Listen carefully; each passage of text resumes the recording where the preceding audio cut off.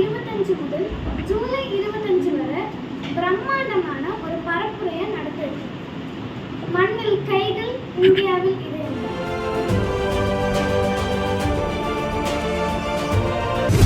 சிஐஓவின் சார்பில் நாங்கள் என்னெல்லாம் செய்ய போறோம்னா, அகில இந்திய அளவில் 10 லட்சம் மரக்கன்றுகளை நடப்போம்.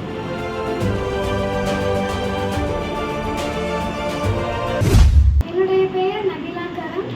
நான் கோவை மாவட்டம் சிஐஓவினுடைய லீடராக இருக்கேன். சிஐஓங்கிறது சில்ட்ரன் இஸ்லாமிக் ஆர்கனைசேஷன். இது 5 வயசுலேருந்து 12 வயசு வரை இருக்கிற குழந்தைங்களுக்கு நல்லொழுக்கங்கள் சொல்லிக் கொடுக்கக்கூடிய ஒரு வகுப்பு. இதை நாங்கள் கோவை மாவட்டத்தில் மட்டும் 25 இடங்களில் நடத்திட்டு வரோம். 650க்கும் மேற்பட்ட குழந்தைகள் இதில் கலந்து கொண்டுட்டு வராங்க. இப்போ நாங்கள் சிஐஓவுடைய சார்பில் அகில இந்திய அளவில் ஜூன் 25 முதல் ஜூலை 25 வரை பிரம்மாண்டமான ஒரு பரப்புரையை நடத்துது. மண்ணில் கைகள், இந்தியாவில் இதயங்கள். இதை ஏன் நடத்துகிறோம்னா, இப்போ நிறைய காரணங்களுக்கு வேண்டி மரங்களை அழிச்சிட்டே வராங்க. மரங்கள் தான் நமக்கு ஆக்சிஜன் தருது.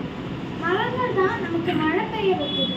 மரங்களை நம்ம அழிச்சிட்டே போனோம்னா மழை பெய்யறது குறைவாகி நிறைய இயற்கை சீற்றங்கள் வர்றதுக்கு வாய்ப்பு இருக்கு.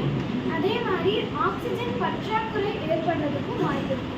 அதனால தான் சிஐஓ மண்ணில் கைகள், இந்தியாவில் இதயங்கள் அப்படிங்கிற ஒரு பிரச்சாரத்தை முன்கொண்டு வந்திருக்காங்க.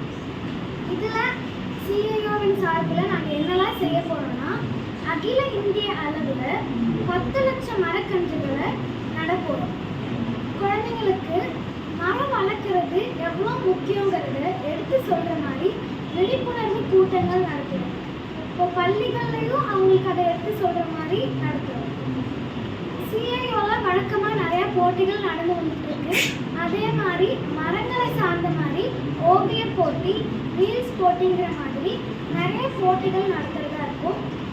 வயல்வெளிக்கு போய் விவசாயிகள் எப்படி வேலை செய்கிறாங்கிறத பார்த்து மரங்கள் கூடயும் விவசாயிகள் கூடயும் செல்ஃபி.